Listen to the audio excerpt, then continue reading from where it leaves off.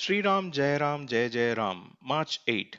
Worldly things will never give true satisfaction.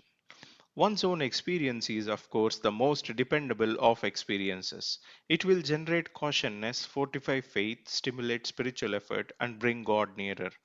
The saints have advised us time and again, but do we feel the same pressing need for God which they felt?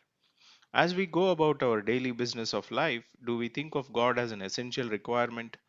If we reflect on our own life, we find that we have grown to the present age, have had education, obtained employment or set up business, married and got children, acquired a house, property, furniture, and other amenities of pleasure and recreation, and so on. And yet, there is something that we think we lack, something that we desire. Is this desire ever going to end?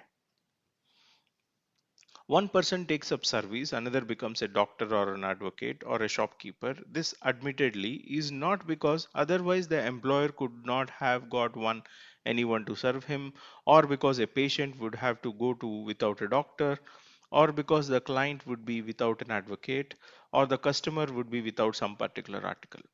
In other words, whatever one does is not done for the sake of the deed, but with the ultimate motive of obtaining for one's own self some kind of happiness or gain. We find, however, that the expected fruition, namely happiness or contentment, is never attained despite lifelong strenuous toil. Life comes to an end, leaving a sense of something yet not done, a sense of incompleteness of achievement. Does a man ever feel that he has obtained all he wanted and no longer needs anything more, that he is perfectly contented with what he has?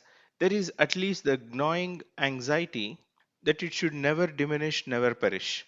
Remember that everything in this world is incomplete, imperfect, impermanent, and therefore, no matter what we earn and however much, satisfaction can never result from it. How can a collection of things, all intrinsically imperfect, yield the satisfaction of perfection? If a mental hospital has 200 patients as inmates, how far would it be justified to say that an addition of 100 more lunatics would make up one sane person?